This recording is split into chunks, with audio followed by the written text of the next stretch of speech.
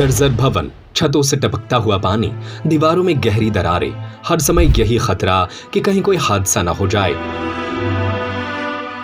Manish mobile, सभी कंपनियों के मोबाइल उचित रेट पर उपलब्ध। मोबाइल का टच ग्लास टूटने पर पूरा फोल्डर बदलने की जरूरत नहीं, ओसीए मशीन द्वारा टच ग्लास चेंज किया जाता है। दांव पर मासूम बच्चों की जान, लेकिन जिम्मेदार हैं कि ध्यान देते ही नहीं।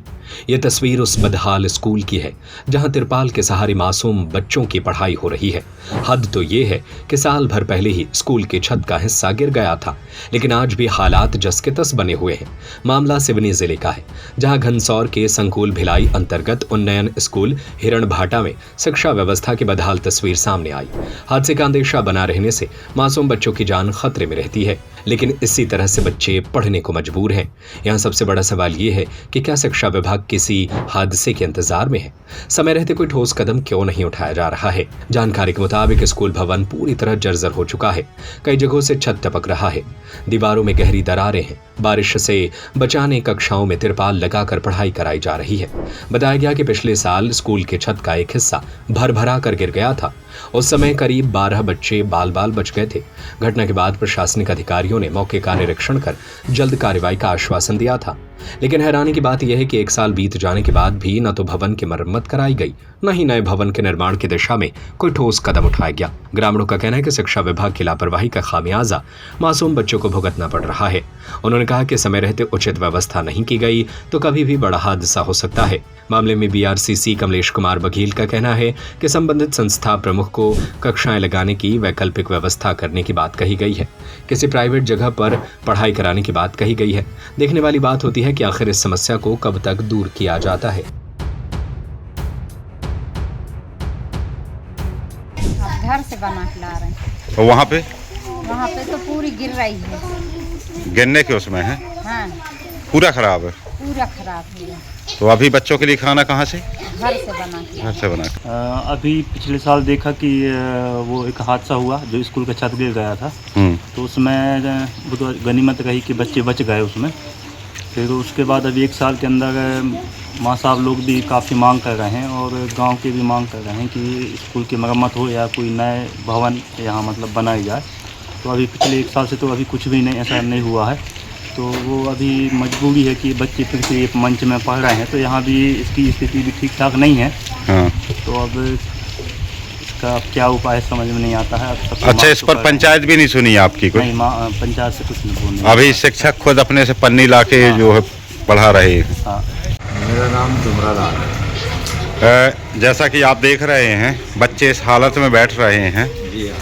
क्या कहना है इस पे? इसमें बरसात में बहुत परेशानी है, बच्चों को भीगते हुए यहाँ बैठ रहे हैं। पुराने स्कूल की मरम्मत नहीं हुई है? मरम्मत नहीं हुई है पुराने स्कूल की। हाँ। और बच्चों को परेशानी है। मेरा नाम है सर विपतलाल मसराम, प्राथमिक शाला हिरणभाटा। और जो पिछले साल ही बारिश के समय में छत का प्लास्टर गिरने से बच्चे दुर्घटना से बाल बचे।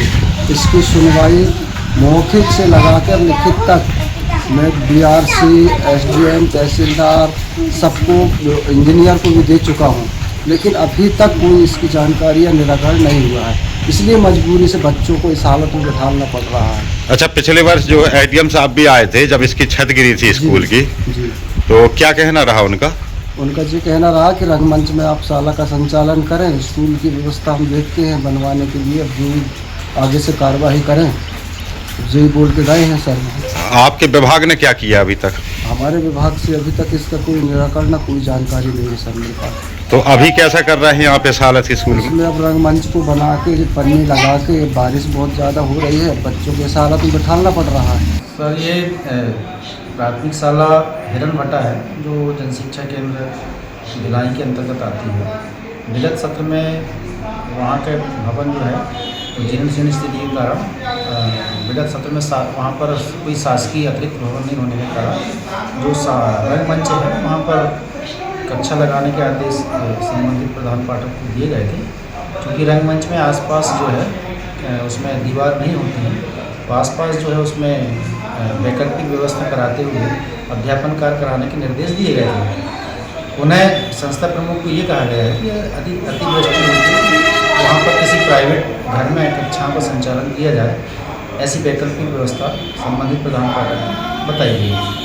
लेकिन वर्तमान में जिस तरह त्रिपाल लगाकर पढ़ाई की जा रही है, बच्चे पानी में भीग रहे हैं, उस पर वर्तमान में क्या संज्ञान लिया गया? एक बार पुनः निरीक्षण कर संबंधित प्रधान पाठक को कहीं अन्यत्र स्थान प्राइवेट घर में हम कक्षा लगाने के लिए निर्देशित करेंगे।